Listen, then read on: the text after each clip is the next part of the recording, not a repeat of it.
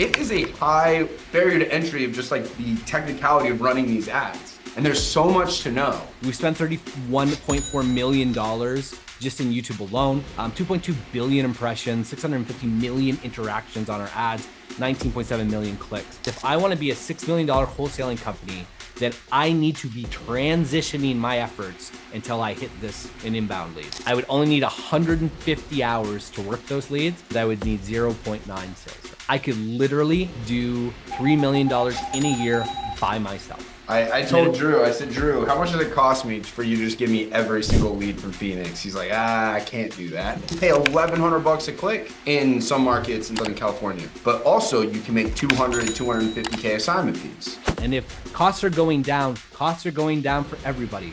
Costs going down means there's more people to compete with. I can go show you right now, hey, I just turned $100 into $200 playing roulette. But then, hey, go do that with $50,000, right? Over the span of, and let's see what your returns are. I've spent tons of money on different courses on how to run Facebook ads and how to run Google ads. And I've hired mentors for this. And I've ran my own ad accounts for Google pay-per-click and Facebook and Meta ads, all kinds of different things. And I've tried to do it myself. But I kept running into an issue of it is a high barrier to entry of just like the technicality of running these ads. And there's so much to know. And eventually I just started, okay, I need to start finding somebody else who does this and this is what they do and pay them. And I've tried tons of different people. I've had pretty much every single big company there is to run Facebook ads and run Google PPC for real estate wholesalers. I've used them.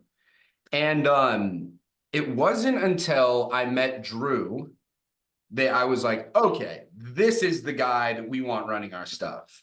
So met Drew through another wholesaler friend of mine, and basically he had come out with this product called LeadZolo, which I'm actually wearing their shirt right now, that provides leads for real estate wholesalers.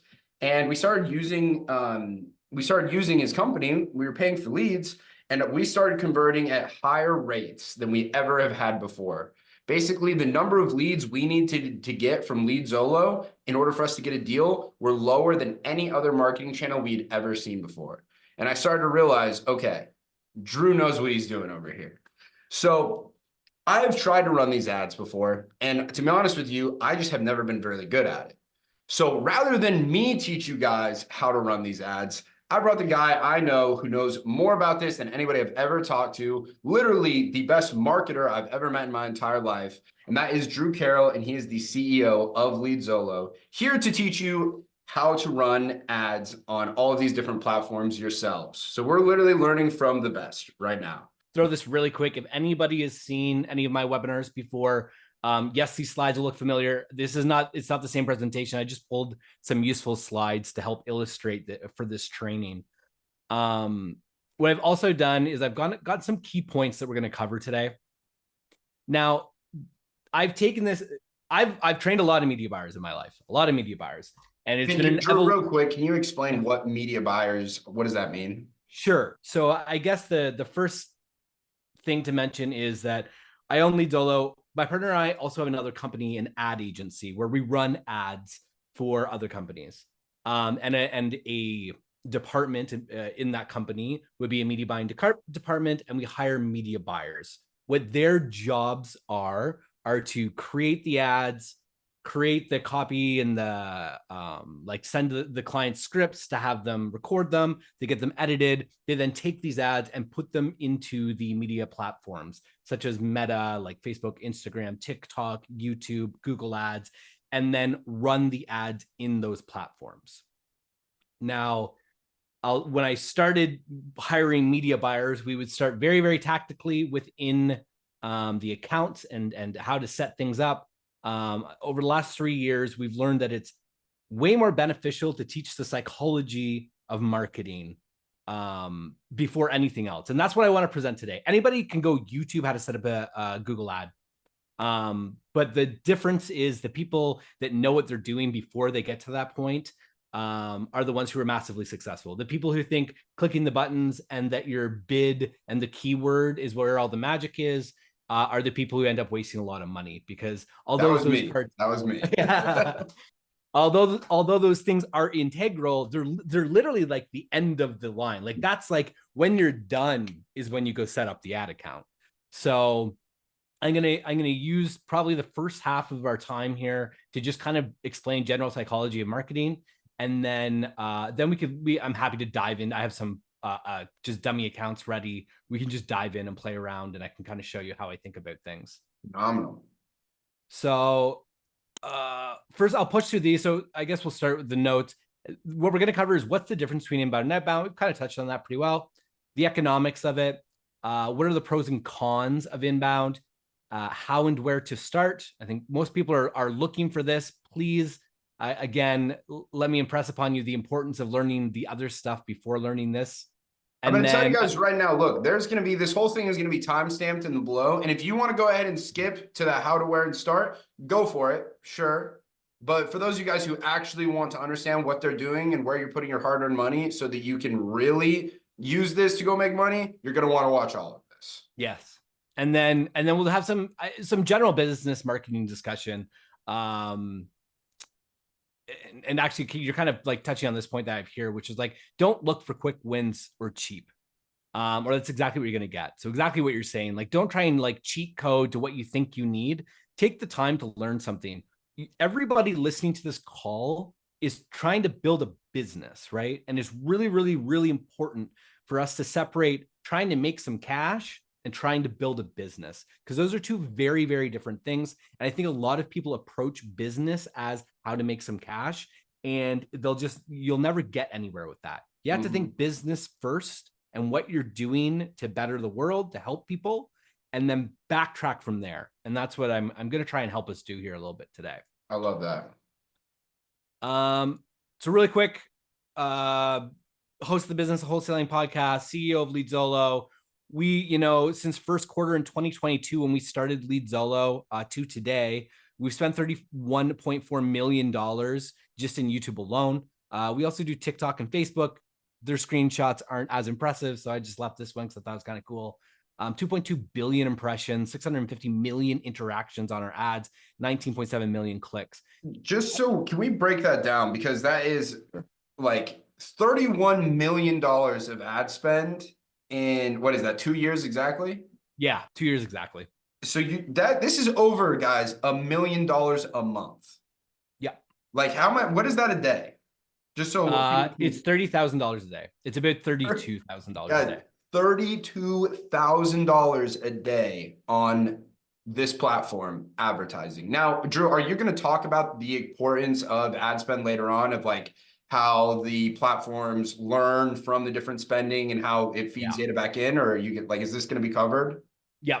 We're going to cover data. Data is king, and why this isn't impressive. This is the biggest asset that I own. Right, is spent money, which is kind of funny to think about, but it's the data collected from the spent money and the training of the algorithm and the pixels. And we're gonna jump into that. So expect to come back to this a little bit.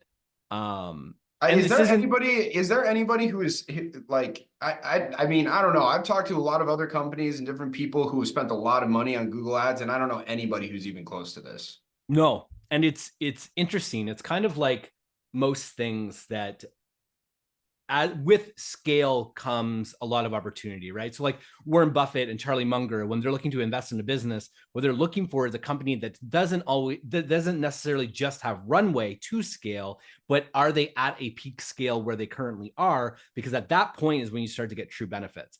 I can command from Google in any given situation a better cost or a better quality of a lead than literally anybody else in the USA. And it's because I have so much money spent. And on top of that, our tracking and our conversions are so meticulously pruned that Google knows exactly what I want. And that's what machine learning is, right? Everybody thinks that AI is going to take over the world because it's good at just picking up from scratch and going. But AI, which is machine learning, which is what these ad accounts use to optimize, they were the first, not ChatGPT. What AI and stuff is really, really, really good at is taking something from 20% to 90%. What it's terrible at is 0 to 10%. When it doesn't have context, it doesn't understand anything. So what we've done with $31 million is give Google, Facebook, everything, because we also syndicate our conversions, which maybe a topic for another day. We've just trained it more than anybody could possibly train. Like, name a wholesaler that's spending over $1 million a month right now. It's nobody, right? The only person that was ever been close to us was Open Door. And Open Door started back here when they had their $370 million of venture capital handed to them. And they took their market cap. They took their stock from $8 to 92 cents. Basically, now their company is worth 1/8 what it was used to. It's worth $1.4 billion, which is ridiculous after they put $370 million into a dumpster fire. And, you know, like, they're the only people that were ever close to us. And obviously they are not on YouTube anymore. They're done. They blew up, basically. So funny to mention that. But yeah, I'll come back to this a little bit more in the further parts. Yeah, now, the point is here is that Drew is the foremost expert on what it is we are talking about right now. You couldn't go find somebody who knows more about the subject, and we get to learn from him today on exactly how to do it. or Which, again, at least thank the you so person much. who's still who's spent the most money anyways. I just really quickly wanted to throw this in here because I'm going to impress upon it a little bit later as well. Our purpose at LeadZolo, I think it's really important to have purpose. Our purpose is not to make money. You know, money is great. I'll take money anytime I can get it, but I won't take money over purpose. And I think that everybody, as wholesalers, you guys have a moral obligation to help people who, like, you guys are intentionally putting yourself in a situation where people need help. So as far as I'm concerned, you have a moral obligation to fulfill that. And you should start there. Like, your team meeting should start there. Don't start with who is the best conversion rate. It's gross. Start with, what are we trying to do? And I know with LeadZolo, and a part of this training is help fulfilling that, is to disrupt the status quo in the wholesaling industry by getting investors away from cold calling and other outdated lead gen strategies, and focus on generating inbound leads so that you guys can help more sellers in need, right? This is what's most passionate to me everywhere I go. So just keep that in mind. And you guys should have a mission statement like this that rolls off your tongue because you say it every single morning, stand up with your team. Love it. Now, let's get into the meat and potatoes. This is from last year, so I apologize. I could update it. It's very, very small differences. It basically looks the same right now. But of 400 applicants to LeadZolo, we asked them all how you were generating leads. And this is literally how it breaks down. And there's this very, like, clear line right through the middle here. And it's showing you the top 3 things are outbound. The bottom 3 things are inbound. To me, all that's screaming is that this industry is still in the dark ages. This industry has not understood the value of this bottom portion. And we're still teaching people how to cold call, which is virtually illegal. I guess it's not fully illegal in the US yet, but every single day they're making it harder. And in Canada, it's literally been illegal for 8 years. So I'm not saying that Canada is the forerunner for the US, but, like, you know, we can all take a sign and, like, see what's coming. Like, this is just not going to exist. So if you have a business model built around this, I would be very worried, right? So when I look at this, all I'm seeing is that this industry is very immature in how they're acquiring their business. And I just think, honestly, it's just because not enough people are spending enough time learning about different acquisitions methods. These things have worked in the past, so they just got retaught and regurgitated over and over again. And what it also shows to me is that if 75% of 400 are in these outbound areas and 25% are here, then I know if I'm going to get into the wholesaling industry, that I would rather compete with 25% of the industry as opposed to 75% of the industry. Like, excellent point. I'm not going to go, if I have a choice to go play hockey and I can play the team who only 3 people showed up that day for their team, or the team where 5 people showed up for, I'm going to go play the team where only 3 guys showed up, because I'm going to win because I've got 5 guys on my team. That's really how I look at this, is just, why in the hell would I compete? There's no need. I can come down here where it's low hanging fruit. And of course, this is kind of just cheekily from another presentation. What you don't see on here is YouTube. Nobody's on YouTube. And I'll show you guys how to take advantage of YouTube. The biggest thing for me is like, we want to target sellers who are specifically distressed looking for a solution, right? Not non-sellers that you might be able to convince to sell because they answered their phone. This is me like comparing, if you're cold calling, and I know you guys have very great scripts, and I'm sure Tyson, you have you have fantastic scripts that you teach everybody and stuff like that.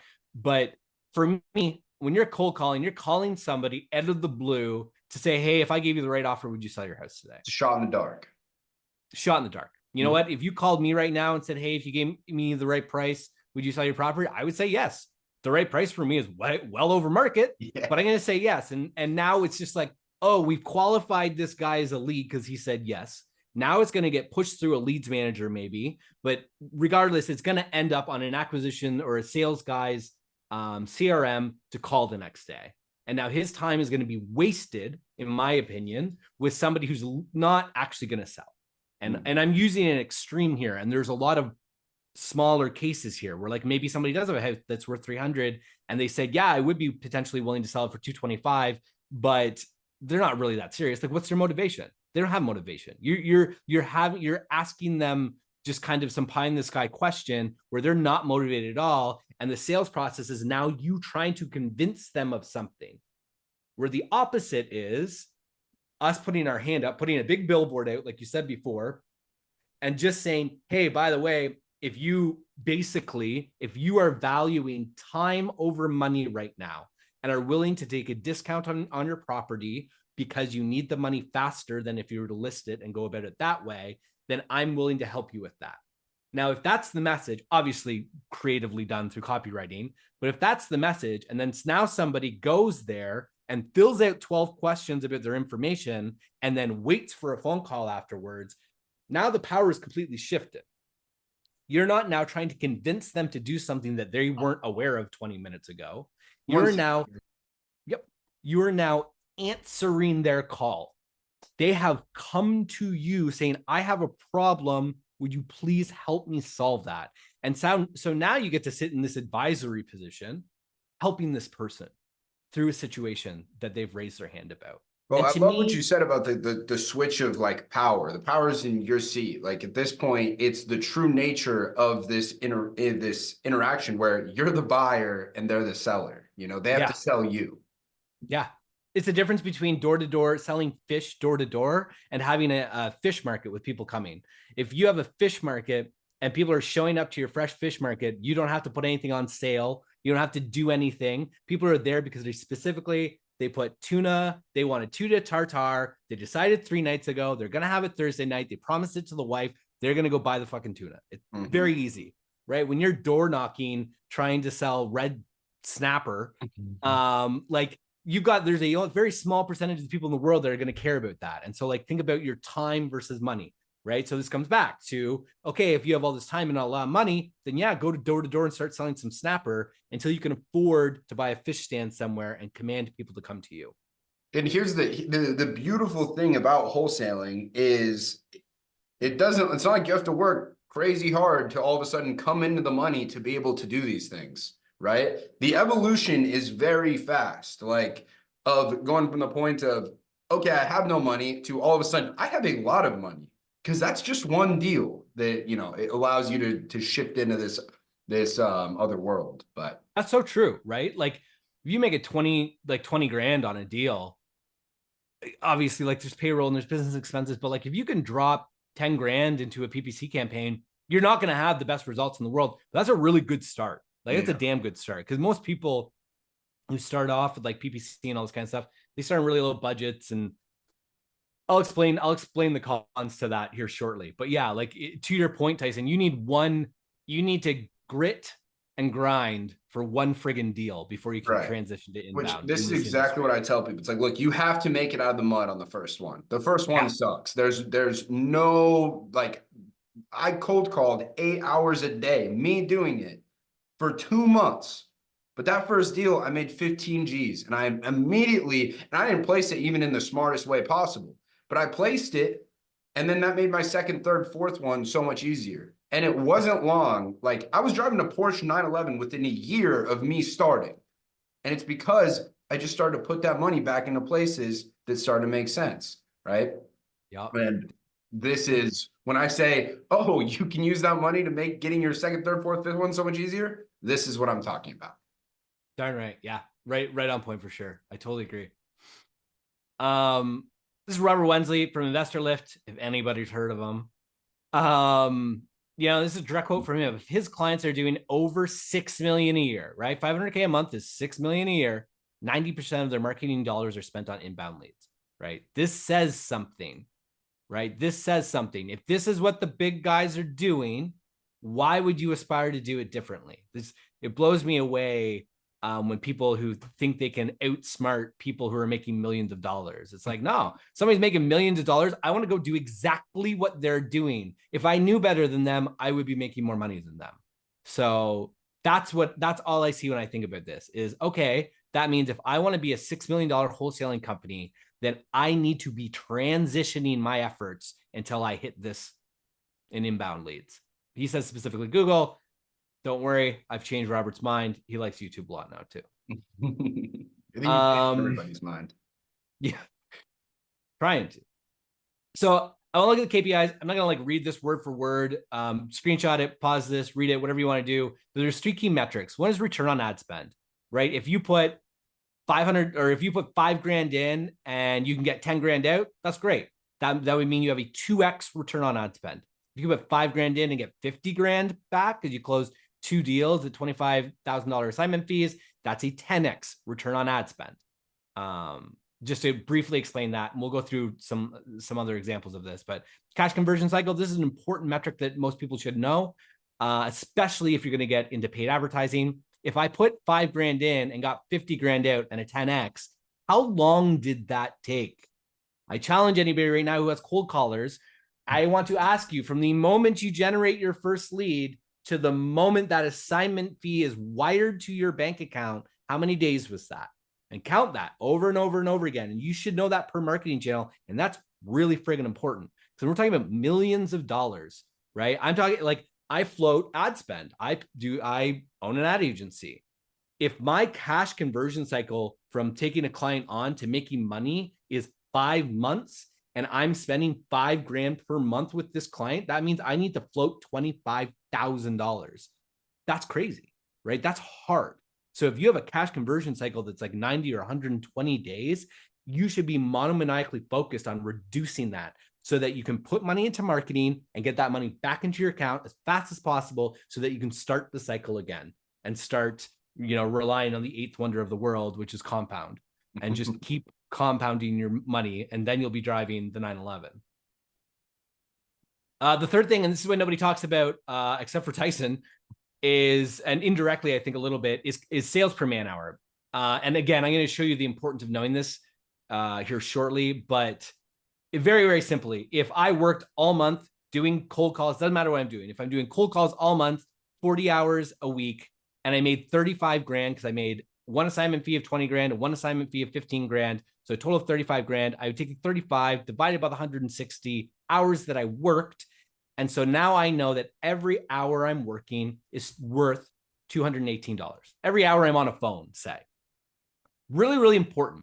It's important for you to understand this as an individual, as a solo entrepreneur. It is also very, very, very important once you start hiring, because you're going to want, if Tyson's going to come into my company, he's not going to cost me, say, a $30 average, $30 per hour plus commission. He's going to cost more than that, right? He's going to cost, I've got an HR department now that's going to have to onboard him, that's going to follow up. He's going to have pension. He's going to have healthcare. He's going to have all this kind of stuff. Plus there's time and there's meetings and there's training. Your employees cost you way more money than you think. And so what you need to know is that you are at least getting a 4x from them. So if Tyson is worth $218 every hour that he's on my sales floor, I better be only paying him $50 an hour. That's a negative way to look at it. The positive way is, how do I increase this? And everybody should be asking that every single moment of every single day is, how do I increase the sales per man hour of myself to start until I remove myself from that portion of my business? And then once I've removed myself from that portion of the business, how do I keep increasing the sales per man hour of Tyson, as my sales guy, and then of my dispo guy, and of this person? So let's kind of take a look at how we would do that. And again, this is from another presentation if anybody's seen it, but I'm going to explain it a little differently here today. Just to the context of this. So, okay. So if we take a look at 3 marketing channels, right? We have SMS, texting, cold calling, Google Ads, and YouTube. Let's pretend we got 100 leads from each of these. Now, if we were to take, and these are last year averages, beginning of last year averages, these numbers are a little bit different into this year, but they're actually a little more favorable. So trust me that these are quite favorable numbers and they're 100% accurate at the beginning of last year. They're slightly different. Like YouTube's actually up a little bit. PPC is actually up a little bit. These definitely look right for my stuff. Yeah. So yeah, perfect. So your average cost to generate a lead through SMS. So the cost of the data, the cost of the software, the cost of learning how to do it, all that kind of stuff is about $50 per lead. Cost for cold calling, $60. Google Ads is $150. It's actually a little bit higher than that right now. And YouTube is $179 if you're to buy them from me. So typically most people stop here and they just look at this and go, well, looks like I'm going to go figure out SMS, because everybody talks about cost per lead all the time. It drives me batty because cost per lead has nothing to do with how many dollars go in your bank account at the end of the month versus how many dollars came out. It's showing you one small metric of a complex system. So what I think people need to do more of is spend more time looking at complex systems. And here's a little, tidbit for everybody in life. Everything is a complex system. Things should not be taken casually, specifically when it comes to money in business. Because now that we have this cost per lead and we know that this is accurate and average, the next question is, what is my actual conversion rate on these leads? We know SMS and cold calling have a lower intent, like we were speaking about earlier, and that Google Ads and YouTube have a much higher intent because these are people who are seeing what you have to offer and who are in pain because we are targeting intent. And we'll look at that later a little bit. So their conversion rates are significantly higher. So now if I take their cost per lead by their conversion rate, I can actually see what does it cost to get a contract from this marketing channel. Leads aside, what is the cost per contract? And look at how dramatic this is, right? Like this is crazy. Less than half to get a contract from YouTube than using SMS or cold calling.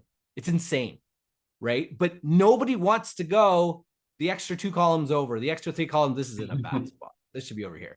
But like nobody ever wants to go 2 more columns down the line. Everybody gets stuck right here. And it's crazy, right? When this is the reality of it. So just to make sure that everybody explains it or understands this, Drew, at YouTube, if you're converting at 10%, that means 1 out of every 10 leads you get is going to be a contract.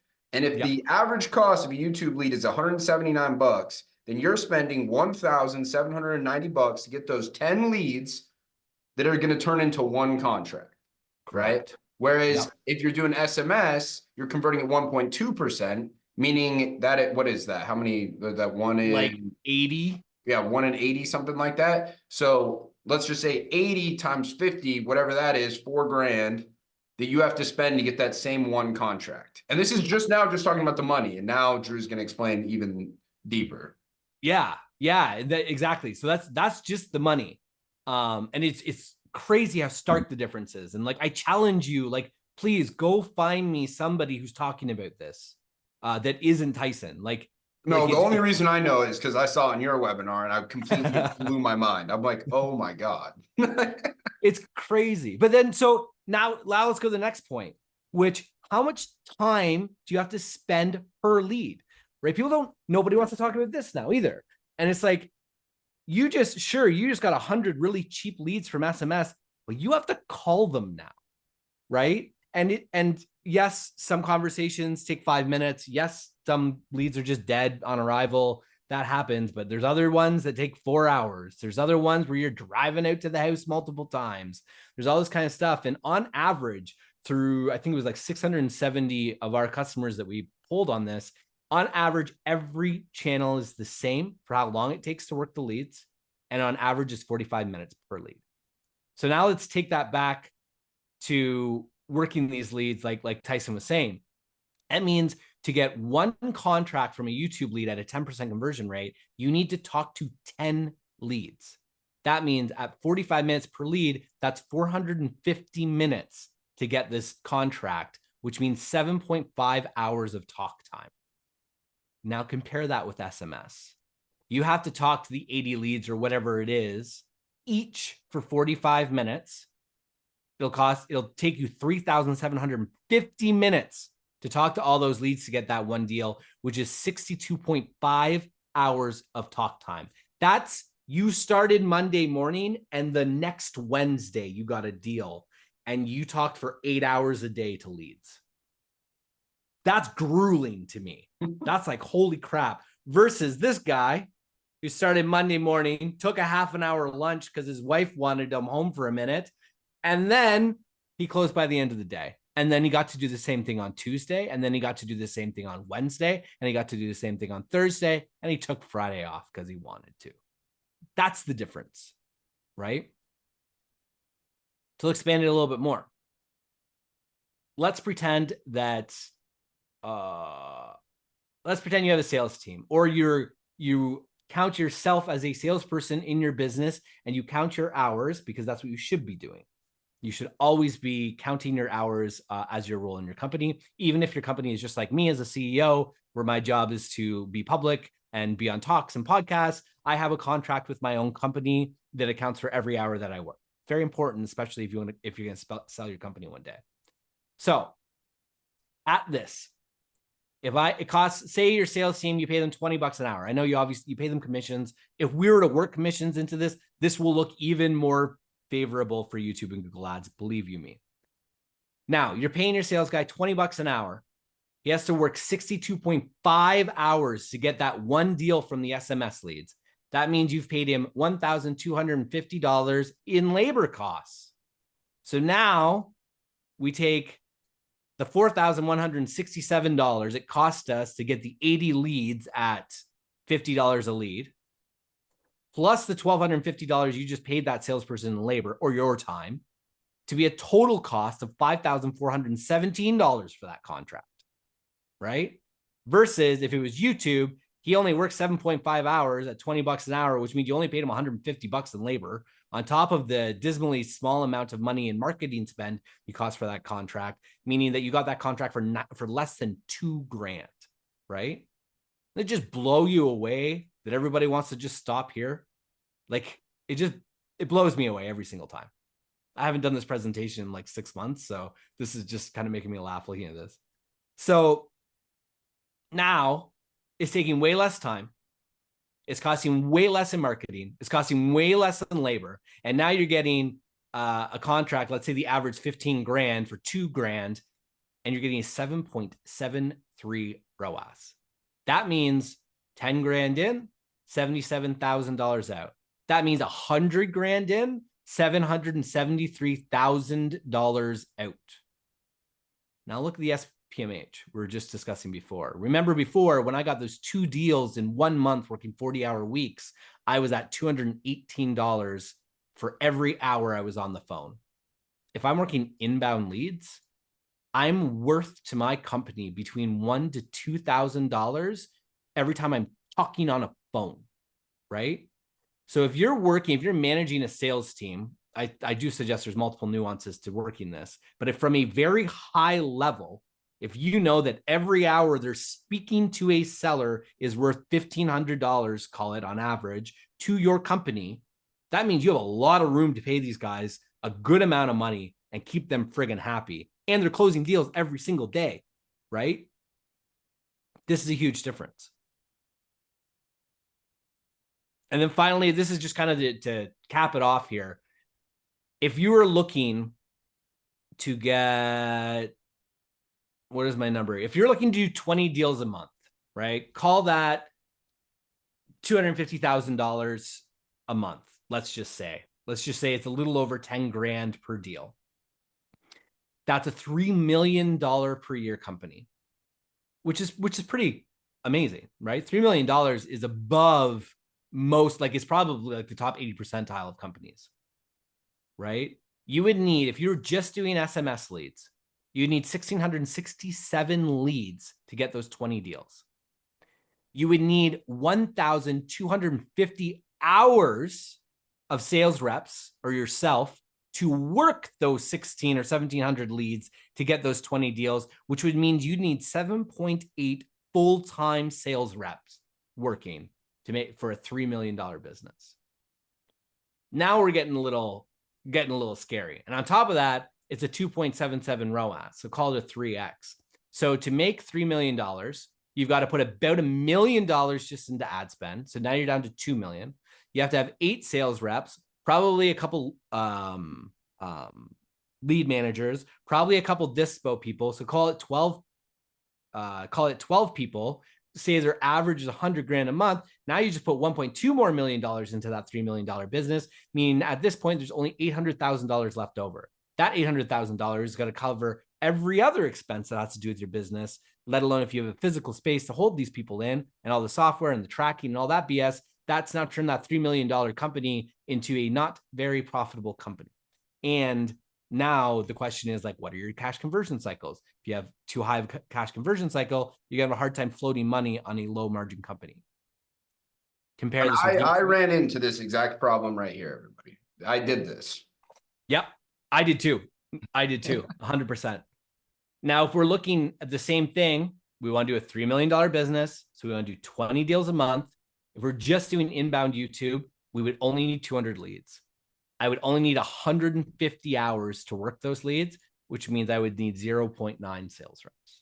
I would need one person. I could literally do $3 million in a year by myself.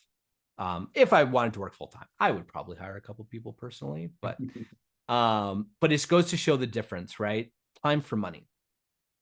And so I really hope that this illustrates to everybody who's watching this that this is the gold, right? This is how you look at Tyson and all these other big wholesaling companies and stuff out there and seeing how they've scaled and they're making all this money. It's not grit and grind, right? They grit and ground to get to a place where they can hit a tipping point.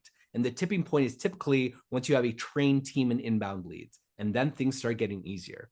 It is way easier to make $10 million a year than it is to make $1 million a year. Way easier. And that's what everybody needs to be focused on. I said this before when I was showing the Robert slide, where it's like, you know, if somebody's doing $6 million a year, I want to do $6 million a year. I need to do exactly what they're doing. You need to be doing this math, right? The reason I spent $31 million in the last 24 months is because I understand this very, very well. And I can manage my business on this. And there's some other stuff that we'll go through too. Okay, I think that's it for this. I'm going to move on to the next portion. Do you have any questions or did you want any further elaboration on anything? No, I just want to say that also, like, I didn't know any of this until literally I talked to Drew and he showed me this stuff. And I'm like, holy fuck. Like, because I was the exact, I was like, dude, okay, these leads, all I was worried about was cost per lead. And then he starts to break it down. And this is where, like, dude, there's nowhere you're going to learn this stuff until you get around the right people. Right? Like you don't learn this in getting an MBA. You don't learn like this right here is the stuff that's like, oh, okay, you get around the right people like Drew who understand these things and have built businesses and see this. And it's like, okay, this makes sense.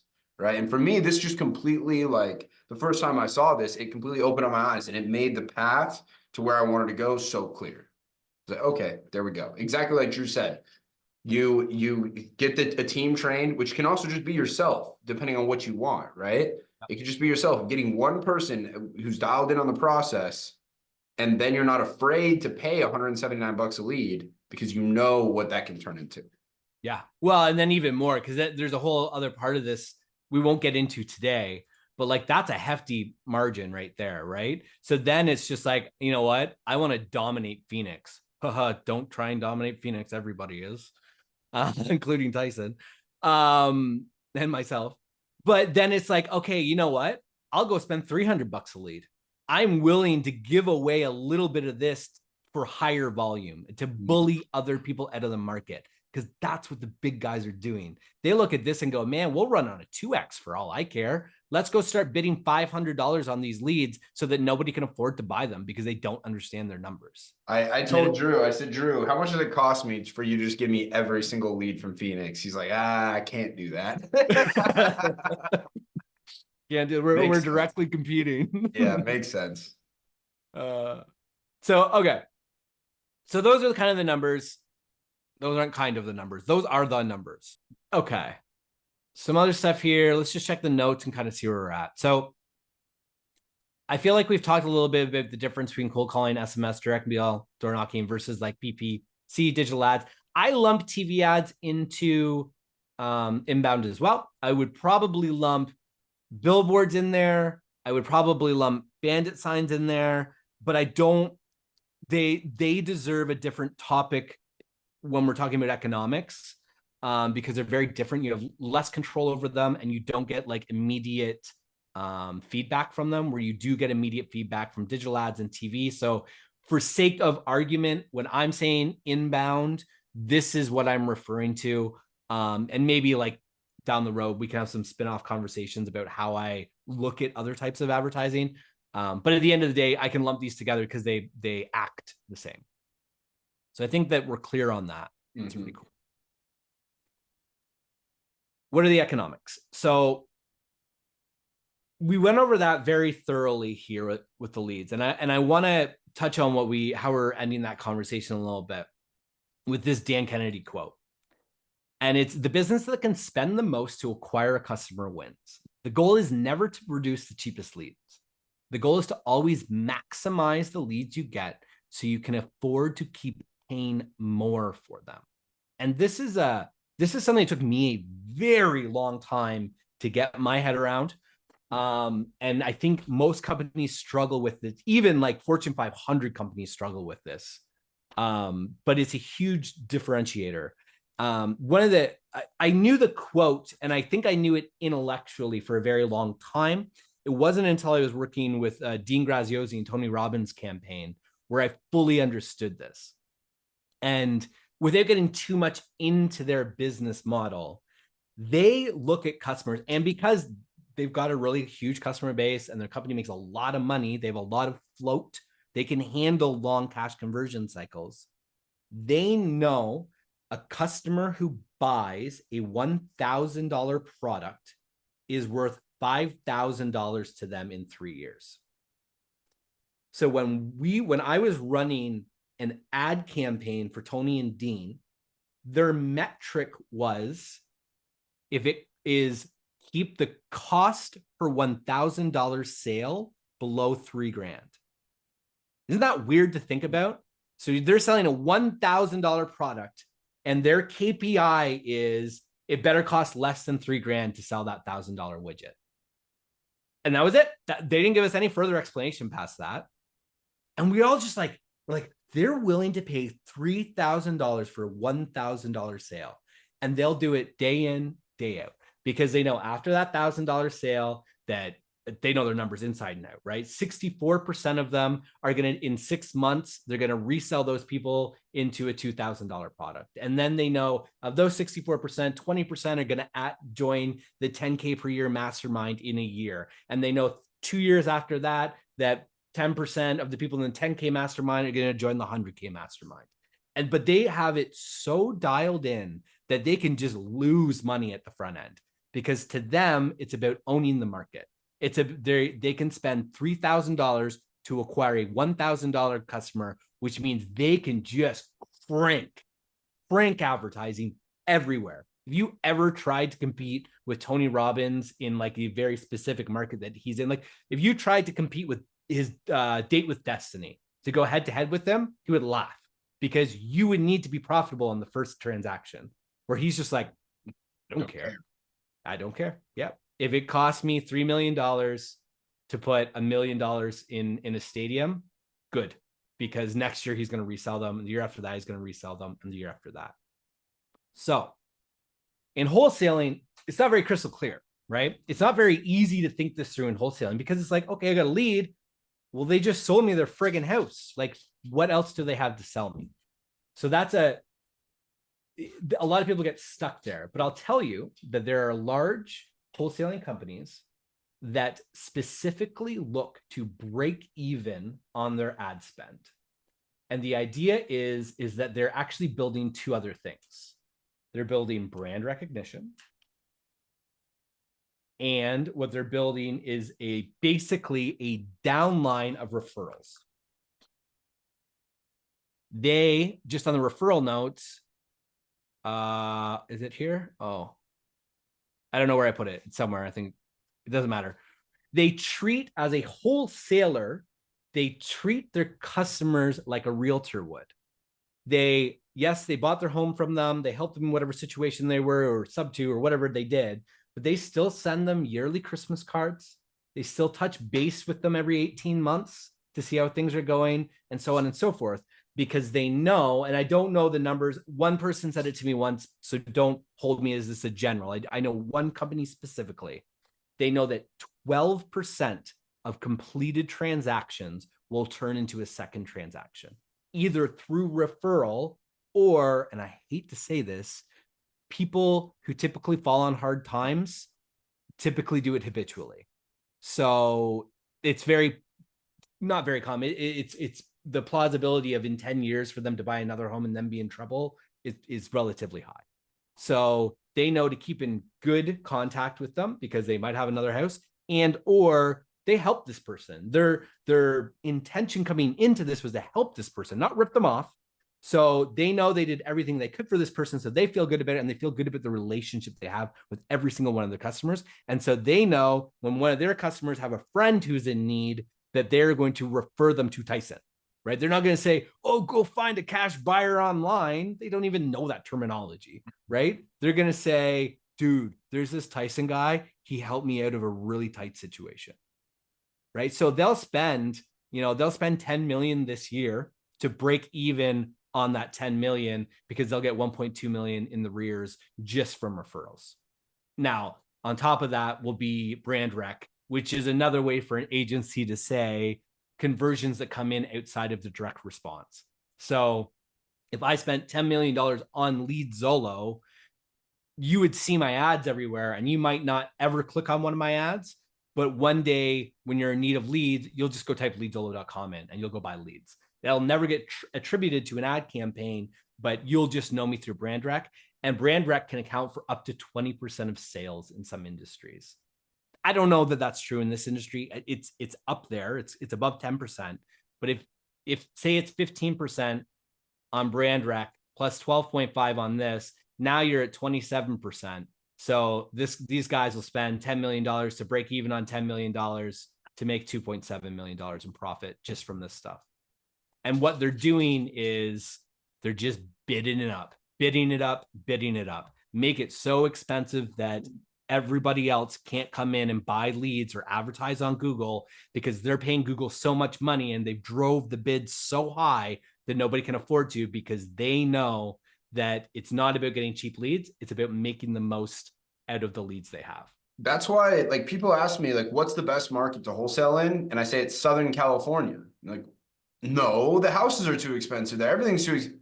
Like, yeah, the houses are expensive, and it costs so much. Your average like cost per lead, you can pay $1,100 a click in some markets in Southern California.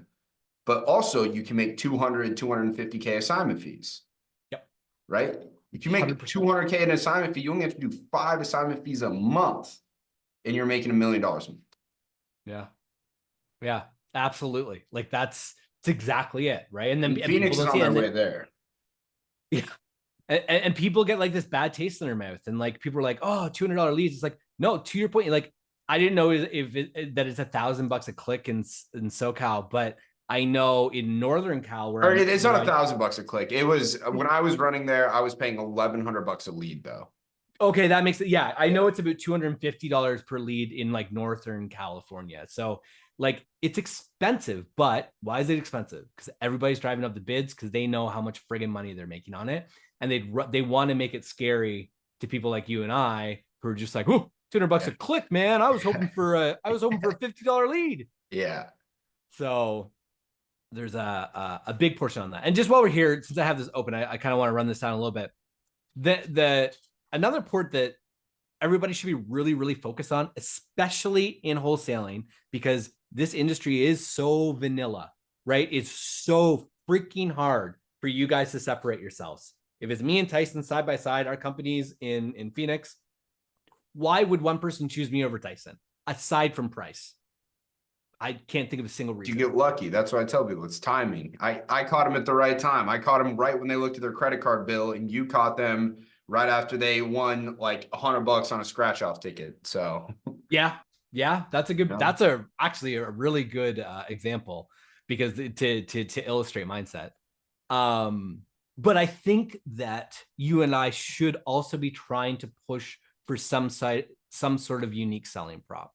I don't have the answer to what that is. I have some ideas. Like, for example, a mutual friend of ours just told me this a little while ago. I won't name him because I don't know what trade secrets I'm giving away here, but he works in Dallas Fort Worth, and he's a local guy. He doesn't do virtual or nationwide or nothing. He's all about local. And his favorite thing to say, and his whole team knows this, if they're talking to a seller and the seller mentions that they're also talking to another wholesaler, they immediately go, they're not trying to buy your house over the phone, are they? And he was just like, immediately they just flip the script, right? And then they follow it up with, you know what? I'm like 20 minutes from your house. I'm going to grab something from Starbucks. What do you drink? And I'm just going to come and I'll show you what our offer is. I'll even tell you if the other guy's offer is better, give it to them if you feel comfortable selling a house over the phone. It's just like, they just like doubled down on this whole, you're trying to sell the biggest asset you'll ever own in your entire life over the phone. But it's a unique selling prop for them that they're able to do. And I'm not saying that you have to do that, but I think it's clever. Exactly. It's very clever.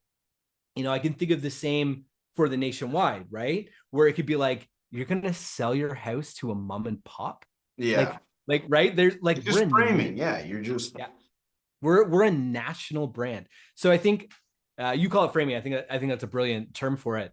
I think really focusing on your frames, really focusing on your unique selling USPs, unique selling props, to make sure that you're differentiating, right? There's, name pop brands off the top of your head, like Coke and Pepsi, right? And then it's just like, oh, I don't know, like RC Cola, like, I don't know, right? Everything else is just this lump, right? But like Coke and also I was never a waiter, but I ran some grocery stores for a long time.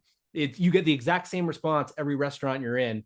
If your restaurant has a contract with Pepsi and somebody asks for a Coke and you go, is Pepsi okay? The response is exactly the same every single time. The response is always, oh, if I have to. Yeah. Right. And it's because, but what's the difference between Coke and Pepsi? Nothing other than Coke has done such a good job branding, and they have this they come across as very unique in compared to Pepsi. Pepsi just looks like they're trying to clone Coke, and that's more of a timing thing and a growth thing. But they have this like assumed unique selling prop that they are the premium cola. Right. It's like the difference. Also interesting on that, Drew. I saw Pepsi was running a direct response like ad that was just, it was a Pepsi and it said is, and then it was like the soda, it was a Pepsi, is, and then that fine question mark, and they were like leaning into it. Interesting. I like that. Yeah, I know. Clever. It's like Wendy's commercials up here are always making fun of clowns cooking your burgers. Why is that? Is that like a Tim Hortons thing? No, it's a stab against McDonald's. Oh, right? So yeah, they're intentionally taking, and this is off topic from this, but like they're intentionally taking like some unique selling props for McDonald's and making fun of them. So it's like they're using McDonald's brand rec to tie people into their advertising campaign, and that's like dude, there are levels. 10 head thinking. There are levels. Yeah. That's so okay, let's jump out of this for a second. So the economics. So we went through the economics on the sheet. Why pay more for a lead? We just covered that. And so what I'm trying to impress upon with this point is you guys should be focused on how to get higher assignment fees or how to make more from leads. Whether that's being the best fucking follow-up company in the world, Whether that's like, I don't know what that is, right? Maybe that's sending after you call somebody and they're on the fence to, send them a bouquet of roses or something. Like, you need to be different. You need to make more from your leads, because you will never get leads cheaper. Next year, this time, we will be laughing that I ever sold a lead for $179, because LeadZolo leads are going to be $250 by next year this time. They'll be $350 the year after that. It doesn't come down. Life just goes up. Mm-hmm. So by feeling good about that, like an investor would, right? Like, investor, if PayPal goes up or Amazon goes up today, I'm excited. Mm-hmm. And it's because I'm in it. And so we need to think about that. And if costs are going down for everybody. Costs going down means there's more people to compete with. So as costs go up, you want to stay on top, and just be with the smaller pool of people. Because I'm telling you, it's the top 20% of people who make 80% of the income in this industry and in every industry. The actual cost, this is me to remind to go through the sheet again. So when I mean this, I mean, like, you should also be thinking through your labor cost and your time cost, which is what we illustrated earlier. Pros and cons. So the number one thing about media buying is to understand that all media buying leans on AI and machine learning of Facebook or YouTube or Google or whatever it is, right? Like, I made the joke earlier that ChatGPT has made AI famous, but it is certainly not the introduction of AI to our lives, right? AI has been around for a very long time. Google totes that they have over 50,000 data points on each one of us. Over 50,000 data points. So they use those data points. So now, if I have everything set up correctly and I get 10 leads come in, and I go to Google and go, these 6 are the ones I love, like these, I want more of these 6. Google then goes and takes the 50,000 data points on all 6 of them, sees which ones correlate, and then knows to start now gearing its targeting towards those correlations, right? So everybody gets wrapped up in like, what audience should I target and what keyword should I target? And those are important to begin to train the pixel. The goal of media buying is to get to a place of no targeting, right? The goal of media buying is to train the pixel and the algorithm so well on what you want exactly that you don't have to layer it with whatever it is, right? Layer it with people who are interested in Teslas or whatever, all these silly different things. Those are the things where you're initially telling the engine what to look for. But what's all important is the data that comes back to it. So that's why we're aggressive about following up with CRMs and stuff like that of our own, but also to find out, like we have a dispute policy. We want, like, when somebody gets a lead and say it's a bad contact information, somebody just filled out the fake information, they send that back, we credit your account, no big deal. But we don't stop there. Then we take that lead and we go back to Google and go, this was a bad lead, don't do this ever again. And so now it's going to take this pile of bad leads that we have, and now it's going to cross correlate those and go, okay, here's the leads they want based on 50,000 data points. Here are all of our overlays. So let's start targeting these people. Here are also the people they don't want. Let's see what correlations we have with the 50,000 data points, and we're going to put that into an exclusion bucket below. So now I'm training the AI from both sides, right? To get narrower and narrower and narrower. And so now when you get to a point where you spend $31 million, I just need to whisper sweet nothings into Google's ear every day. Like, that's it. It knows everything about me in terms of what I want. It's Guys, also so remember earlier, like, I love the point you just made. There's 50,000 data records on everybody. Google knows more about you than you know about you. Like, they know what the fuck you're about to do, right? Yeah. But Drew has 30 mil of weight behind him. He said that's his number one asset. Exactly like he said, he doesn't have to, like, his account is so trained on what it is that it's looking for, which are people who are going to sell their house fast and they're going to sell it for a discount. Yep. Right? Yep. It's exactly what we're looking for. It's exactly what we're training it. And this is exactly why I said, oh, damn, I'm never going to run my own campaigns ever again. Exactly. Why? When you could leverage ours.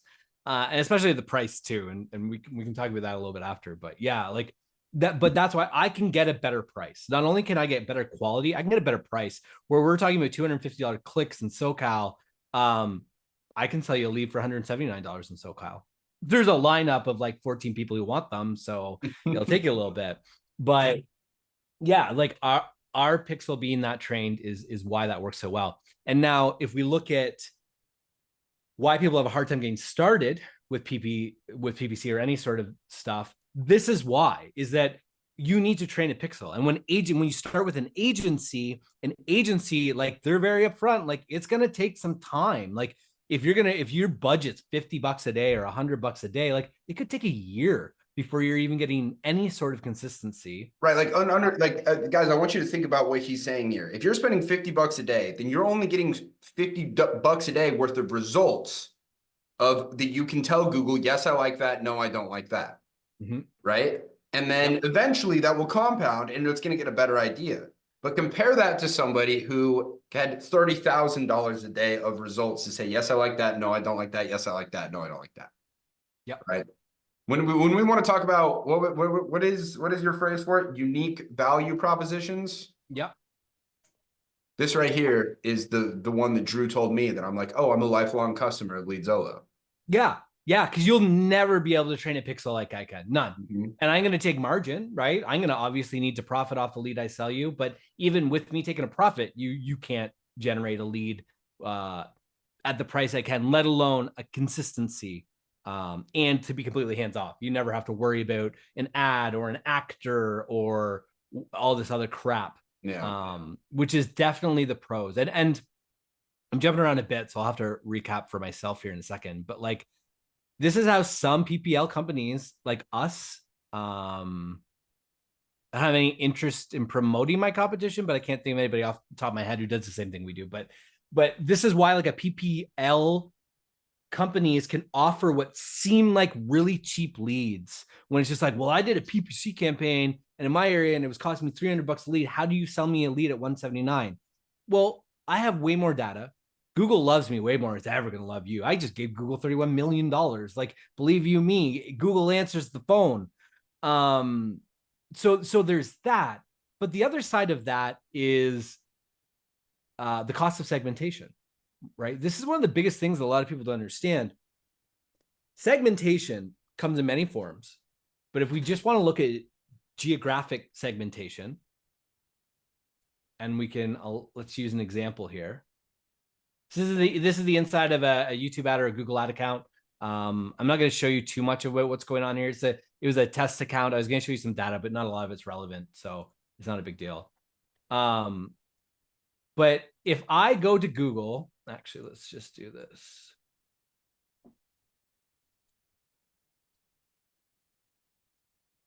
And I go, Google, I want to spend $1,000 a day. And I want leads from all of the United States versus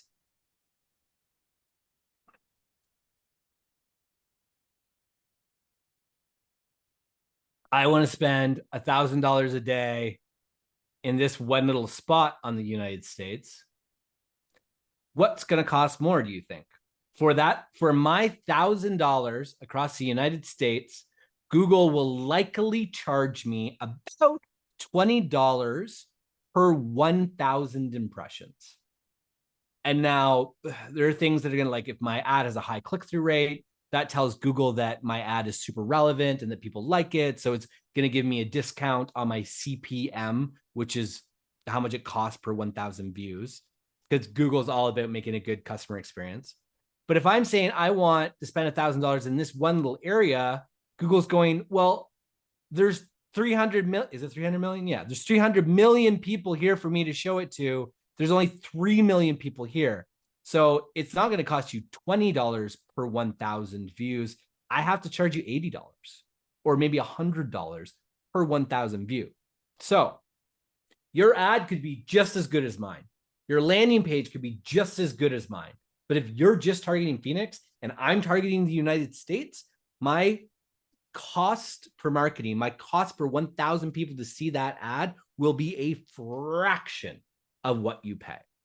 So when we're talking about $250 clicks here, that's if we're only targeting there. Now, if I go United States and I spend $35,000 a day, I'm going to get leads from everywhere, but I will also get leads from over here because they will evenly distribute my spend based off of some other parameters and whatnot.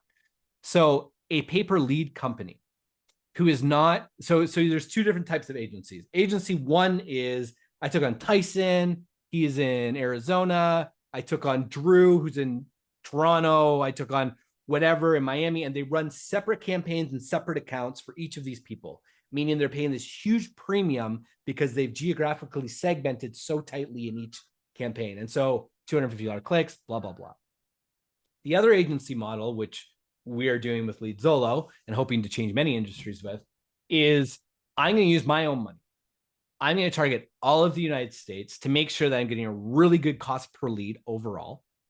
And I'm just going to keep getting leads everywhere. And I'm going to, as I get leads, I'm going to now go find people who want to buy those leads in those areas and sell them to them, as opposed to, you know, this cost per segmentation and just doing it in specific areas for specific people.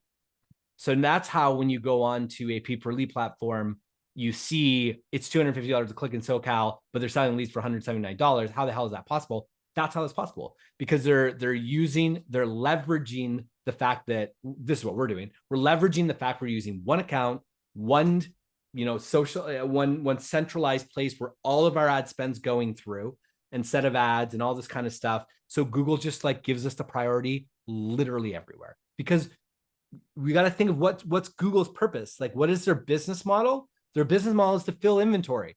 They have tons of ad inventory everywhere. They have it before you watch a YouTube video. They have it 5 minutes into the YouTube video. They have it at the end of the YouTube video. They have ads freaking everywhere. So they have all this inventory where they can put ads. Their job is to fill the inventory. So when I say, hey, Google, you go throw my ads anywhere you want in the US, versus Tyson going, I only want it in Phoenix and in this zip code, Google goes, all right, dude, you're going to pay a lot of money for that. And Drew, okay, here you go, man. Mm-hmm. Like it's very favorable to be bigger always. Now this also comes to other things, right? Segmentation does not just focus on geography. You can also segment by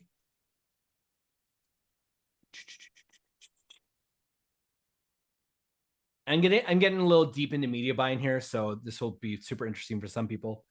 I could segment by age, right? So knocking out 18 to 24 and unknown, that's made CPMs go up a little bit.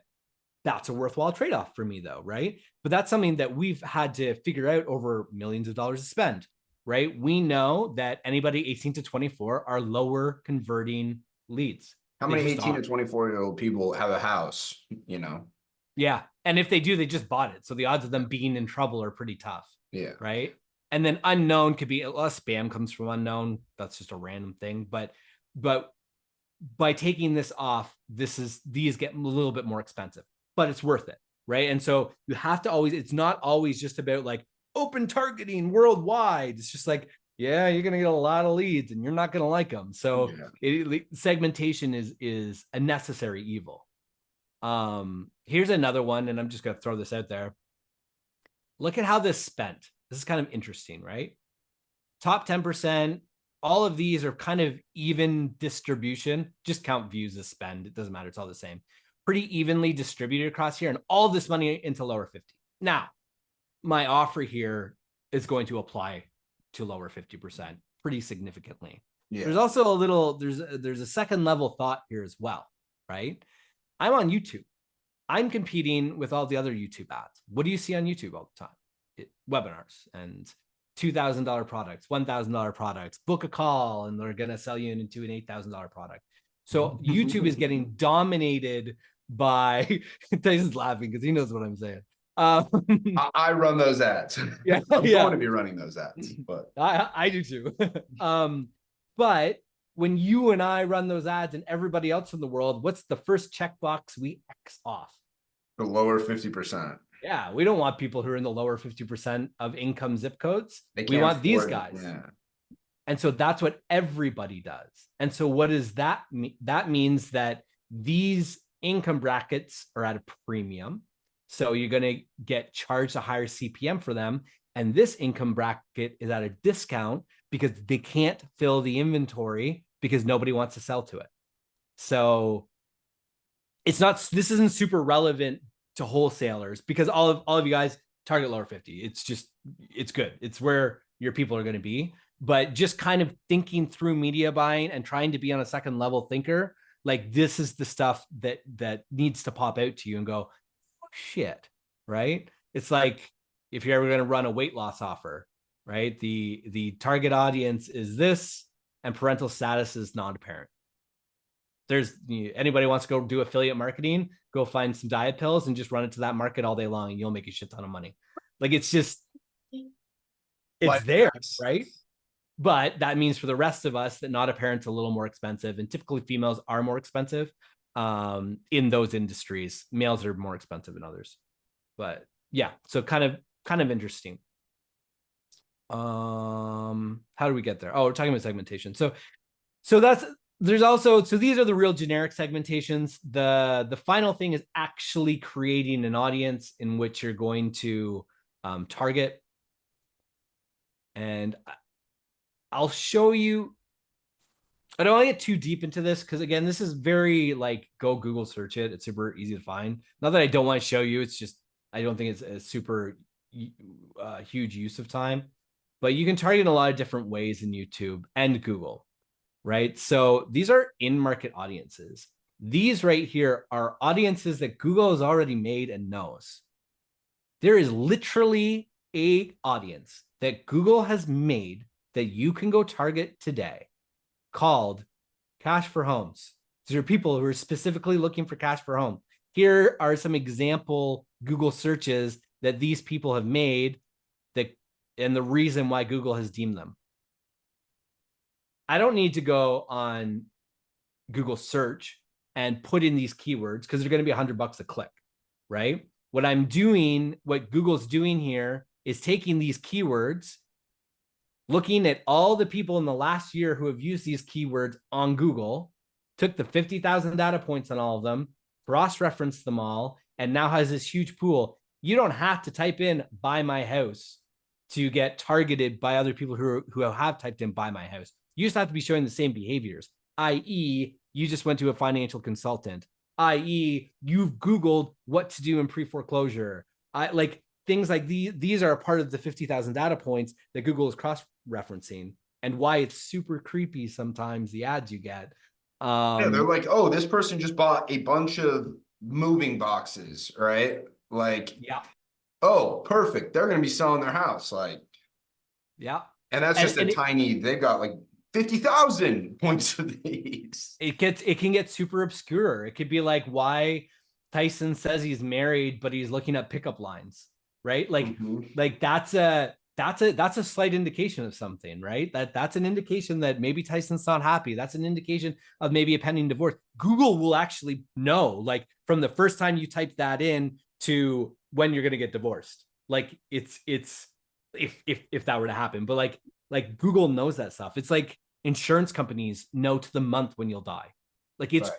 Insurance companies have more data than the United States government does on health. Like it's gross. And Google's the same. So you can literally come in here and search for all of these. Real estate for sale by owner. This is an audience that also exists in Facebook. If you're going to run ads on Facebook, I would suggest this, because these are people who've just haphazardly thrown a sign in their front yard and have decided they hate realtors. So yeah, go get in front of those guys. There's obviously a lot of different things here, but each one of these is a segmentation. So it's about being careful and intentional. Now let me, since we're on to media buying, I'm going to give you an overview of how I look at media buying and how you guys should look at media buying. So this is how I build a media buying campaign. I look at media buying as investing. What I want to do, not that I would 100% invest this way, but kind of. What I want to do is create all of these stocks, essentially, right? So each one of these is different in one way. So they'll have This is targeting cash for houses and has a certain group of ads in it. This is Meaning, targeting. when you say a certain group of ads, meaning, so this is all targeting cash for houses, but there are 3 different or 4 different creatives. Yeah, you're right. I should take a step back. A campaign, each of these are very separate campaigns. So each campaign consists of your targeting and demographics, as well as your creatives and your ads. So this single campaign, if we go into it, we'll go into the ad group. I won't explain that. It doesn't matter. In here, I have these ads, a whole pile of ads, as well as, oh, I don't know where it went, as well as this single audience. So that's great. Now I'm going to go let that run. How I would start this. So that's this one, right? It had that one audience and that group of ads. I would start everything always at $5.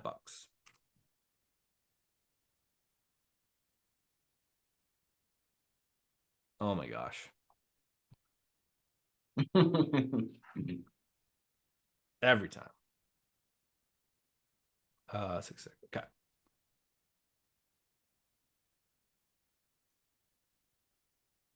So let's just pretend like we just made these. We haven't run these. So I've made my segmentations and I've done that. And now in this campaign, I have added different ads and different audience.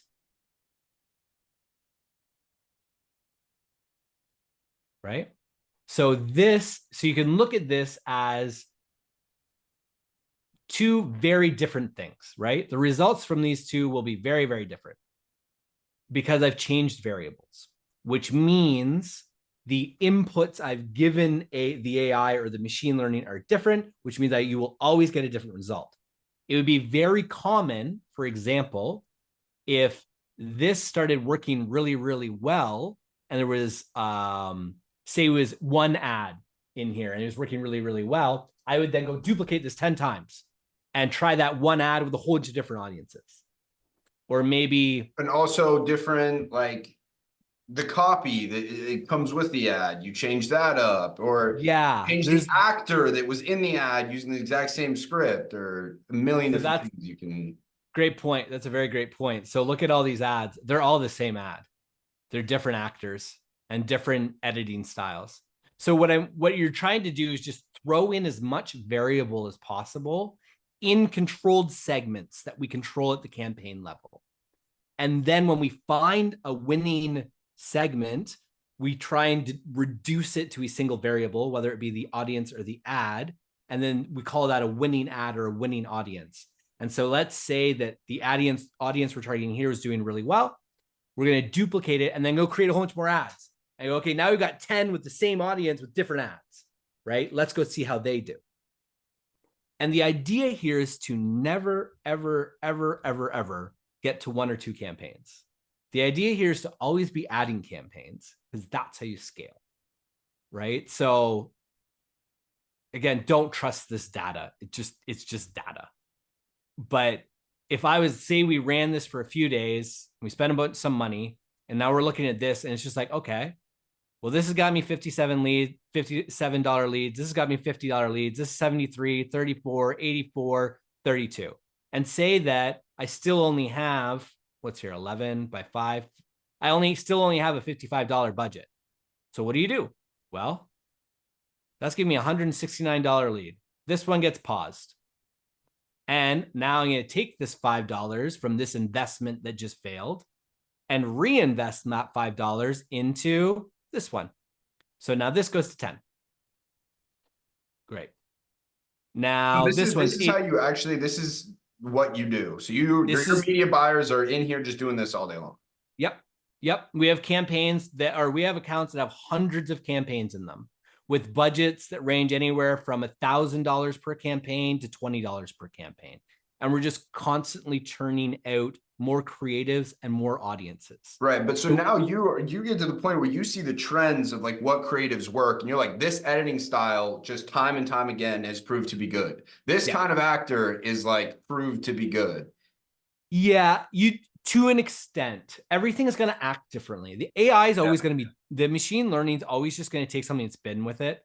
And it's also important to think, like, I spend $1 million a month. That's it's a splash in the bucket for Google. I'm still in the $1 million a month. My ads are still only being shown to like 1% of the population.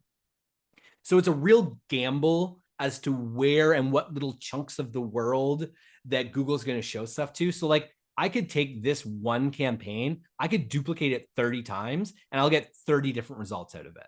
Really? So that's why when we create these campaigns, we don't, like, the campaign's built, we don't touch it. If we find a winning variable in here, we duplicate that campaign, isolate the variable in another campaign, and then start giving it budget. I would never touch an ad or a targeting or nothing in here. The only thing I would ever touch after creating a campaign is the budget. You're either increasing it or decreasing it every single day. Every single day we come in, average is $53. Anything over 53, I'm either going to decrease or pause and reinvest that money. I'd pause and reinvest. I'd leave. I'd pause and reinvest. I would look for reasons to invest. So at this point, now I'm going to come back and go, yeah, average is 53. This one's 54, but screw that. It's only 53 because of these other things. So I'm actually going to pause at 54 and start putting budget towards this 32. Kill this, put more budget in that. Kill this, put more budget in that. And then start creating more variables. I just pause 5 campaigns. I better make 5 more with different variables. And then I'm just scaling and scaling and scaling everything that's working and killing everything that's not every single day. And that's how you get to spending $30,000 a day. So you get to spending $300 a day. Is just by isolating and scaling. And then eventually, purposefully, what you're doing is once you're starting getting, like, this is obviously astronomically amazing results, right? Like $53 wholesale leads in Canadian. So it's really like $45 American. You know, this would be like, go spend $1 million a day. Everybody, I could sell $40 leads all day long, right? Obviously, things tend to get more expensive as time goes on. But what's important is just like maintaining the structure. Like, you don't just let it run and blow up, where people will like, oh, this is giving me $30 leads at $5 a day. Well, why not make it 5,000? It's like, well, this campaign is going to operate very differently at $5,000 a day versus $5 a day, right? So I've got to incrementally be increasing this until this 32 like jumps to $50 in a day, and then I step back, and maybe that was at $250. But if every time I go to 300, it like doubles the cost per lead. It's like, okay, well then $250 is it. This would go to done. And that's it. This campaign is worth $250 a day to me. That's it. Even if I'm trying to scale to $30,000 a day, this one segment will give me $250 a day of that. Great. Next. Let's find more that we can get to 250. And that's how you intelligently scale for evergreen media buying campaigns. I feel like I just got a fucking PhD in that. Well, yeah, this is baptism by fire hose. I wasn't planning on going this deep into this. And I'm saying a lot. No, anybody listening should listen to this multiple times. Honestly, this is what shows me, just reinforces my idea of I'm not going to do this. I'm not going to. That's not going to ever happen to me. Is what I'm going to do instead as a business owner is do the smart thing and go hire the best person I can find, which clearly come buy leads from LeadZolo. Yeah, very easy decision. Yeah, absolutely. And like, so you know this, like, in all transparency, Tyson's working with our other agency for course creators to put ads out on TikTok and YouTube and stuff. And what did you just do on the copy call? Like, what was the purpose of the copy call? Like, do you know what the copywriter is going to send you today or tomorrow? No. Well, I mean, they're going to send me scripts for the ads of like. Yeah, and the scripts are going to they're going to give you 2 bodies, like main part of your script. And then she's also going to give you 10 hooks to record in isolation. You're going to send back 10 hooks and 2 ads. Our editing team is going to turn that into 20 ads because it's 10 hooks we'll do on the top of each set of ads. So now you'll have 20 ads. So like us starting with you is we need 20 creative variables. And then we'll go find 100 audience variables, right? So now we have 2,000 basically campaigns. We won't launch all 2,000 at once. We'll start with our favorite 100. And as we kill things, we'll relaunch other things. But that's what media buying is. It's not, oh, I know how to write an ad. Here's my ad, and go throw it on TikTok and scale it to $1,000 because I targeted people who were trying to sell their house or whatever. Like, you might get lucky for a few minutes. Like, you might get lucky for the first 7 days and like get some cheap leads and stuff in, but your creative's going to die so quickly, especially if you're at scale. And when I say creative's going to die, creative's fatigue. Right, because even though the creative was perfect, all of a sudden people start to see it so many times or something, and they just tune out. Right. You don't see, you have ad blindness. So you need to refresh and refresh and refresh. And like this account spent $1,800. It was a joke account. I'm not even actually going to tell you what it was about, but it was me trying to prove to somebody that I could do whatever I want. So I have 44 ads in this account. And like they're what's a better way to see this? And it's not like they're like crazy ads.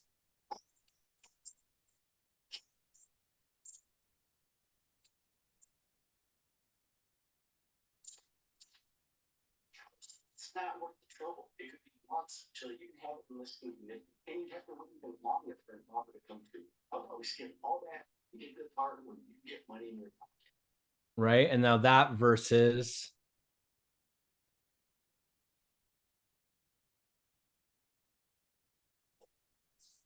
architecture and even haunted properties will buy your house no matter what condition it's in.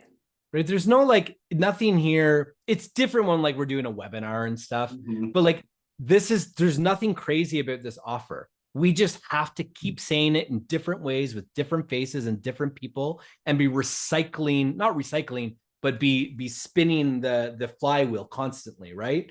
Like we'll get a campaign up to $1,000 a day. It'll last for 45 days. And then every day after that, cost per lead is going to get more expensive and more expensive and more expensive. Click-through rate's going to come down and down and down. And you need to recreate it. And that's why this methodology of using multiple campaigns and multiple variables is the winning one. Like we have clients, LeadZolo for 2 years. We've run basically the same offer to the same audience in the United States for 2 years. And every year we're getting better right now. But that's not because we have one campaign at $35,000 a day with one ad in it. That makes sense. Okay, let me get back on track here. The high barrier to entry, I think this is kind of said and explained even just us talking about this. Like I'm talking about this very, very, very quickly. We could do a 4-hour training of me actually setting up ads in here another time. Wouldn't be 4 hours, maybe 2 hours, but it's all the mechanical part of this. I think what's important is understanding the theory behind it. But do know, like, you don't need to do this stuff yourself. Come to LeadZolo. Like we will just give you leads. We don't have to pay us a retainer and all that kind of stuff. We have it all set up so it's easier. Another thing to understand is if you're going to go hire another company for this and you're going to pay them a retainer, like say you're going to pay them $3,000 to manage 10 grand a month of ad spend or something like that, you need to understand that just at a basic level, your goals are not aligned, right? If your goal with that 10 grand is to try and turn it into 40 grand, right? Their goal is to make sure that you keep spending money. So it's a little weird. They have no incentive to make sure to help you scale. They have no incentive to make sure that you're having a higher ROI. Their only incentive is to keep convincing you that you wouldn't be able to do what they're doing anyways, even if it isn't a huge return, right? It doesn't matter to them if you made a 10x or a 2x on your money, so long as you pay again the next month. That's the whole agency.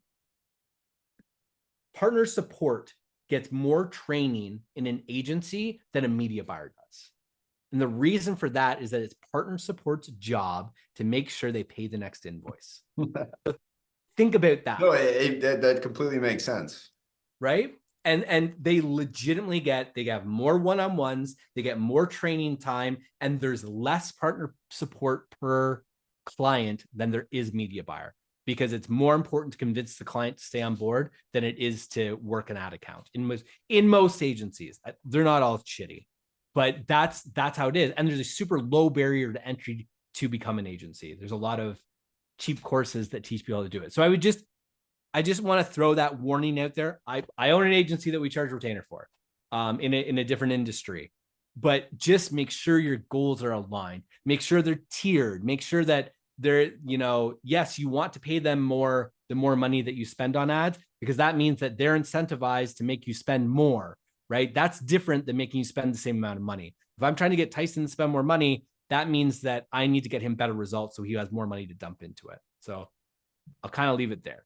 I can't wait till this is on YouTube and it breaks the fourth wall because somebody got a mid-video ad from me and then they hear us talking about yeah, you promoting your webinar pops up right now. Ah, damn right. That's gonna be so good. Another warning I just got to throw out is statistical relevance, right? I am probably guilty for this, and Tyson's probably guilty for this, and if it's for the purpose of motivating people, then that's great. But don't look at somebody who's like, I'm getting $7 leads on TikTok and I just closed one and they've spent $14.34, got 2 leads. It was probably they fucked up their tracking and it was really only 1 lead. And they just happened to win the lottery and close that lead. Come back to me after you spent 50 grand and tell me how you're doing. It's really important not to be misled on small chunks of data. Even this, I'm specifically not trying to talk about this being a great number and stuff, because $1,800 CAD, $1,500 USD is not enough money to know anything. This could double tomorrow. This is also the beginning of last year, so things are very different. I am not getting $53 leads in my LeadZolo account. God, I wish. But just be super mindful of that you will see it all over. I have a good friend, mutual friend of Tyson and mine, actually, who does this all the time because he loves his TikTok and his Facebook ads that he's running himself, but he's running $20 days. And he's specifically taking a time frame of 1 day where 2 leads came in and neglecting to show you the 12 days where they spent, $800 and didn't get a single lead, right? I don't know, I'm not going to play the game here, but I could literally pinpoint a specific day and one campaign that probably getting $12 leads that day. Well, shoot, and you could show right now, hey, we're getting $53 right, yeah. leads. Right, yeah, exactly. We could screenshot this and place it all over the internet. $53 highly motivated seller leads. And it's not, right? It's not. Just for this moment in time. Look, it's easy to go win. I can go show you right now, hey, I just turned $100 into $200 playing roulette. But then, hey, go do that over this, exactly like you said, go do that with $50,000, right? Over the span of, and let's see what your returns are, Totally. Okay. I think we've covered most of all this. I just want to make sure. Okay. How to start, how and where to start. I think we've been covering a lot of that. I do want to say too, this concept of multiple campaigns and isolated segments, this is what we do in this. There is no difference between YouTube and Facebook and TikTok. They all all of the things look the exact same. They're all the same. Exactly. And so media buying is all exactly the same. Here, this is exactly what you saw before, right? This is what we just saw in that YouTube account. Sorry, let me shut off an extension I got going on here. Whatever. Get out of here. Right? So here it is. There's a whole bunch of ads. You can see a bunch of them were shut off. This was obviously the winning one in this single. Well, I did it in ad sets here, but counted as that campaign. So this one single campaign, that's how I reduced. You can see all the budgets are different. They would have all started at $5, right? And I would have scaled some as I would have killed some, right? This one got up to $500 and I eventually killed it. It means I broke it at 500. I was probably too aggressive is what happened. But then like this was, you know, this has ended up being the winner for that for this time. This is obviously, this campaign is paused, right? Like things don't last forever. That's why there needs to be a constant rotation. We ended up moving accounts, but that was the thing there. Okay. I think this is the part what everybody really wants to hear here is where to start if you want to start buying media on a Shoestring, where to start if you already advertising elsewhere. I think that's very important. And where to start if you have some buying power.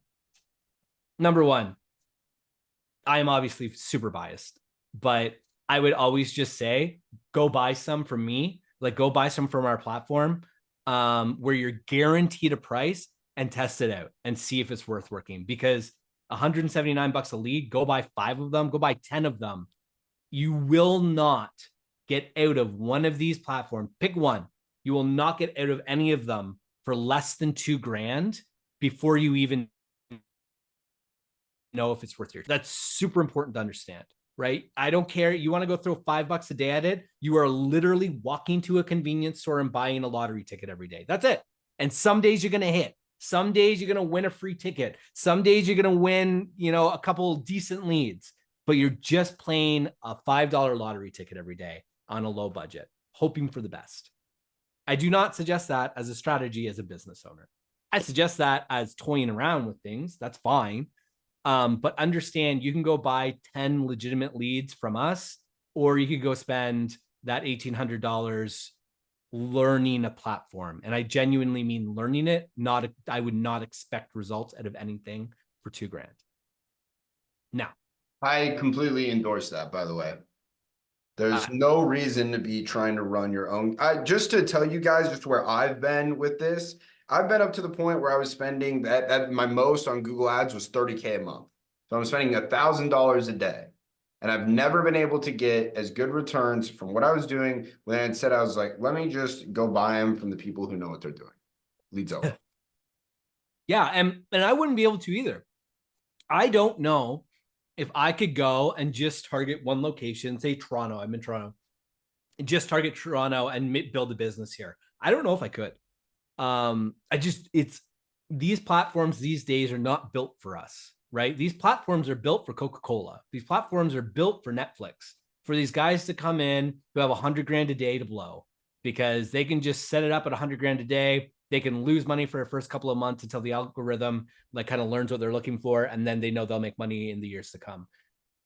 We're hacking systems. Even at $1 million a month, I'm hacking systems to try and compete with big guys. So it's don't try and do it on $2,000 or do like, that's how you got to start somewhere. If you're going to do this yourself, don't think you're going to get a return. And if you get a return, don't think you're a magic savant. Understand that you just got the lucky lucky lotto ticket. But okay. If I were to start on a Shoestring, and I am going to define Shoestring as $6,000, what I would do is spend $100 a day for 2 months.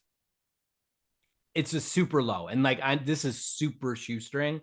You would be way better off to start with $12,000, doing $200 a day for 2 months. And what I would do with that is exactly where we started here. I would get a bunch of creatives. I would get some scripts written. Again, we could do another training. We can cover like scripts and little things like that. I think those are like the small little things that anybody can go Google and figure out. Yeah. Use ChatGPT for it's not that important. But go on Fiverr, hire these people. It'll cost you $100 or $200. I don't know, per video that they make for you. Hire somebody for $100 to edit them, right? You're going to be $500, maybe $1,000 in on ads alone, right? Then create a single campaign for each ad.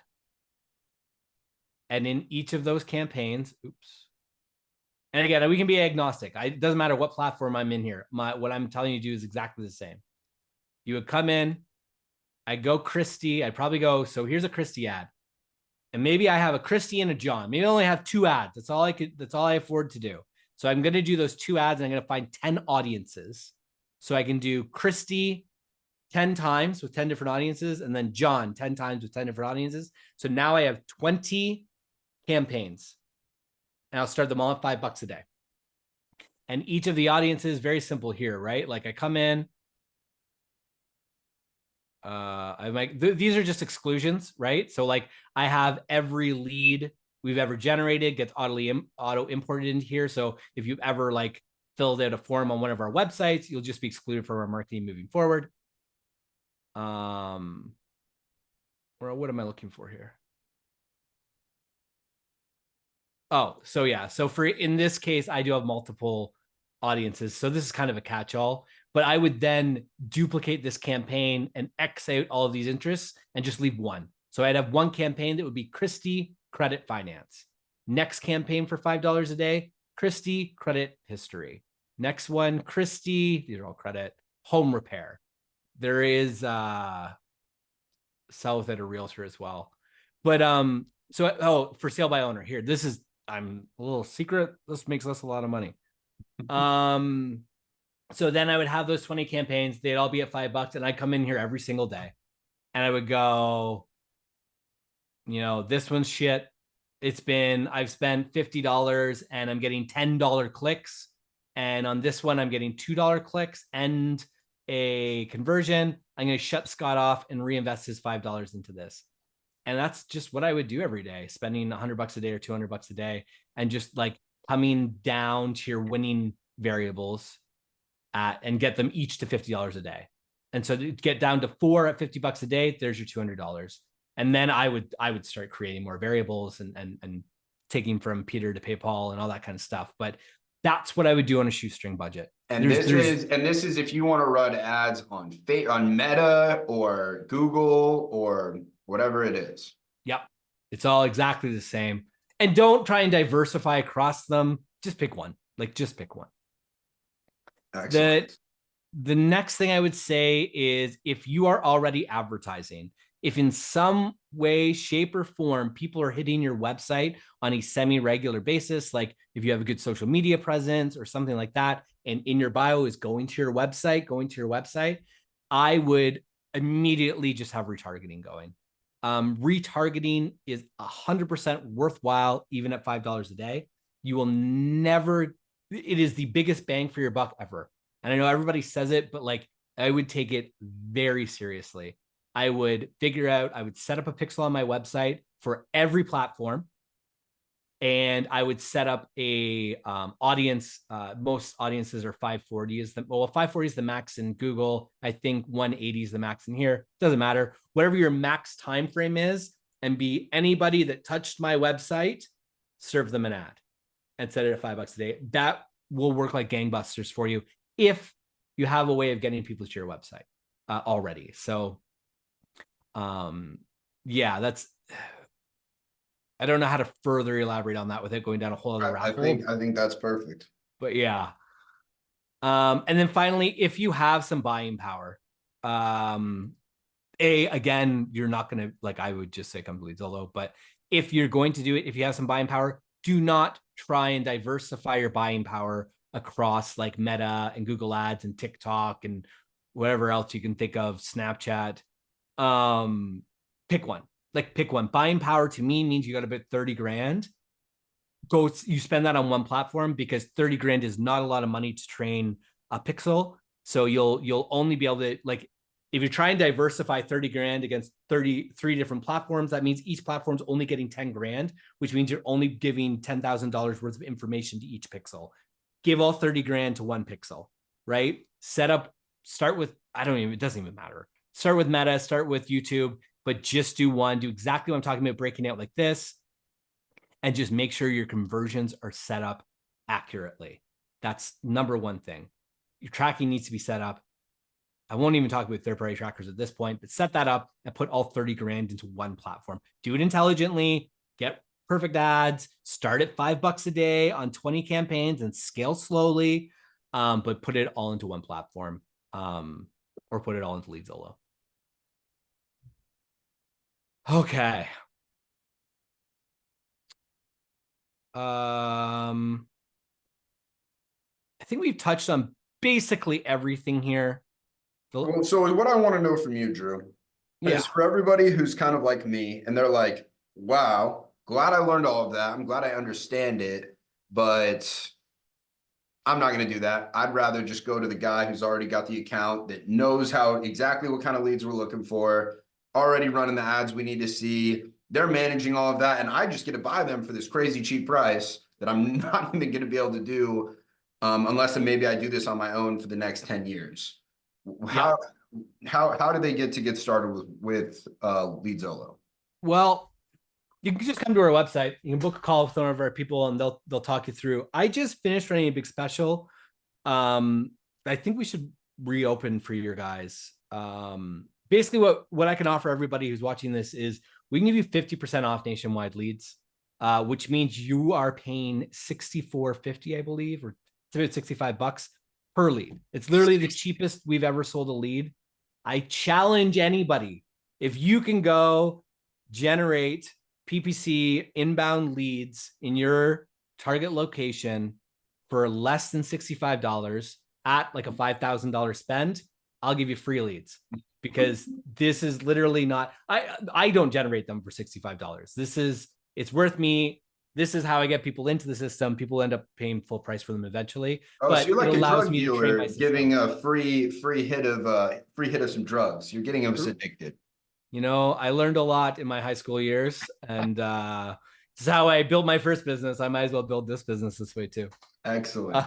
Wait, so how do we take advantage of these? But also, if anybody's watching is interested, you're gonna have to hurry because I'm gonna go buy them all.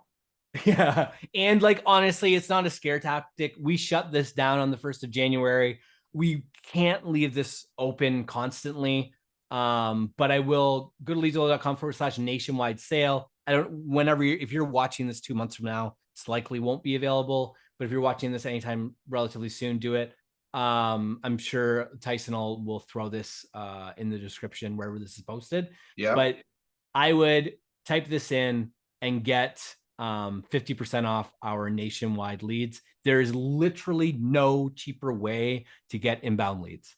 Now, it's nationwide. You're not going to get $65 Phoenix leads. If you want just Phoenix, you can go stand in line and pay $179 like everybody else. These are like, you'll get leads from everywhere across the US.